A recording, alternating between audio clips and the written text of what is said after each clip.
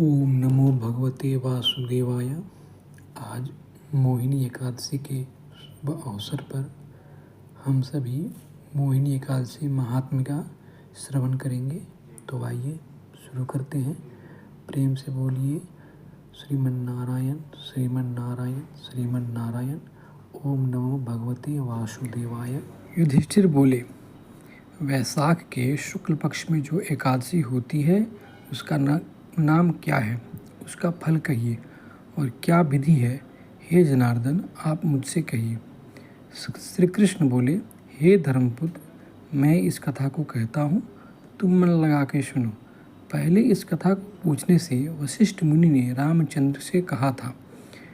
रामचंद्र बोले, हे भगवान, सब पापों को क्षय करने वाला और दुख नाशक सब व्रतों में जो उत्तम व्रत है उसको मैं सुनना चाहता हूँ। मैंने निश्चय करके सीता के विरह से उत्पन्न दुख भोगे हैं, इससे मैं भयभीत हूँ और हे मुनि आपसे पूछता हूँ।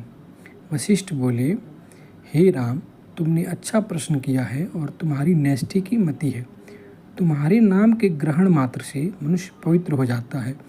इस पर मनुष्यों के हित की कामना से मैं कहता हूँ, पावन जो ब्रह्मादिक है उनको भी पवित्र करने वाला सब व्रतों में उत्तम व्रत मैं कहता हूँ।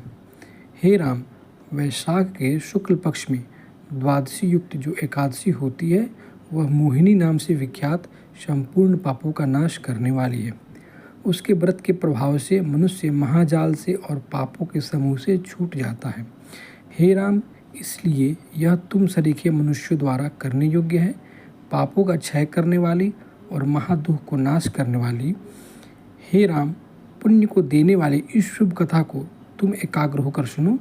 इसके श्रवण मात्र से ही महापाप नाश को प्राप्त होते हैं। सरस्वती नदी के तट पर एक शुभ भद्रावती नाम की पुरी है। उसमें द्युतिमान नामक राजा राज्य करते थे। राम चंद्रवंश में उत्पन्न वह धृतिमान राजा सत्य प्रतिज्ञा वाला था। वहाँ धन्य धान्य की समृद्धि से भरा पूरा एक वैश्य निवास करता था। धनपाल उसका नाम था और वह धर्म को करने वाला था। प्याऊ और यज्ञशाला आदि को तथा तालाब बगीचा आदि को वह बनवाता था। विष्णु भक्ति में रत शांत स्वरूप था। उसके 5 पुत्र हुए, सुमना, द्युतिमान, मेधावी तथा सुकृति, और 5वां महापाप में सदा रत दृष्ट बुद्धि नाम का था। वह वेश्या के संग में रत रहता था, जुआ आदि व्यसन में आसक्त था और पराई स्त्रियों के भोग में लीन और देवता, अतिथि, वृद्ध, पिता तथा ब्राह्मणों को भी नहीं मानने वाला था। अन्याय को करने वाला वह दुष्टात्मा पिता के द्रव्य को क्षय करता था, अभक्ष वस्तुओं का भक्षण और सदा मद्यपान करता था। वेश्या के गले में गलवही डालकर राजपथ में भ्रमण करता था। तब पिता द्वारा घर से निकाल दिया गया और भाई बंधुओं ने भी छोड़ दिया। फिर वह अपने शरीर के आभूषणों को बेच बेच कर खर्च करने लगा और तब सब वेश्या उसकी निंदा करने लगी और छोड़ने लगी। जब तक उसके पास धन था सभी वेश्याएं भी उसके साथ थी। जैसे ही उसके पास धन की कमी होने लगी वेश्या उसे छोड़ने लगी। तब उसके पास वस्त्र नहीं और भूख से दुखी वह अपने मन में सोचने लगा कि अब क्या करूं, कहाँ जाऊं, कौन से उपाय से अपने जीवन व्यतीत करूं। फिर उसी नगर में चोरी करने लगा।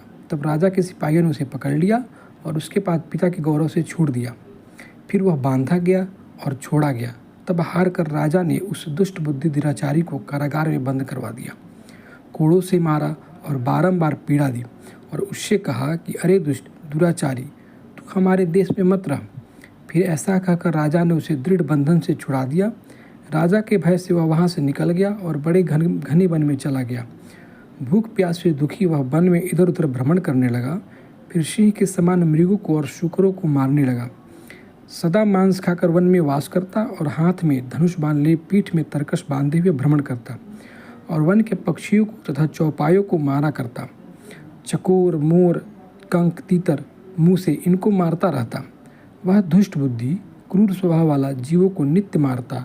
वह पूर्व जन्म में किए हुए पाप द्वारा पाप रूप कीच में धंस गया। दुख और शोक से युक्त वह रात दिन चिंता में रहता। फिर वह किसी पुण्य के प्रभाव से कौंडिल्य ऋषि के आश्रम में गया। वैशाख के महीने में किया गया है गंगा का स्नान।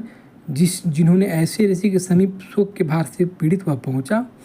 उसके वस्त्रों से गिरे हुए जल की बूंदों के स्पर्श से जिसका पाप नष्ट हो गया है, ऐसा वह कौंडिन्य के आगे खड़ा होकर हाथ जोड़कर बोला।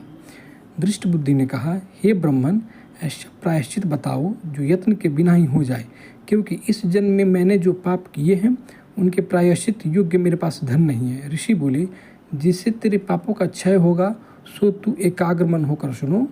वैशाख के शुक्ल पक्ष में मोहिनी नाम की एकादशी होती है, सो तू मेरे वचन की प्रेरणा से उस एकादशी का व्रत करो। वह एकादशी सुमेरु पर्वत के समान भी मनुष्यों के पाप को नाश कर देती है। इस मोहिनी का व्रत करने से अनेक जन्म के पाप छीन हो जाते हैं। मुनि के ऐसा वचन सुनकर वह दृष्ट बुद्धि अपने मन में हंसने लगा और कौंडिन्य के उपदेश से विधिवत वह व्रत किया। हे नृपश्रेष्ठ, व्रत के करने से वह पाप से रहित हो गया। उसके बाद दिव्य देह होकर गरुड़ पर चढ़कर उपद्रव से रहित विष्णुलोक, जो विष्णुलोक है, उसमें चला गया। रामचंद्र, तम और मोह को दूर करने वाला यह ऐसा व्रत है कि चराचर त्रैलोक्य में इससे अधिक और कुछ नहीं है। यज्ञादिक तीर्थ दान इसकी 16वीं कला के योग्य भी नहीं है। हे राजन, इसके पढ़ने और सुनने से 1000 गोदान का फल प्राप्त होता है। इति वैशाख शुक्ल की एकादशी कथा संपूर्ण। प्रेम से बोलिए श्रीमन नारायण। ओम नमो भगवते वासुदेवाय।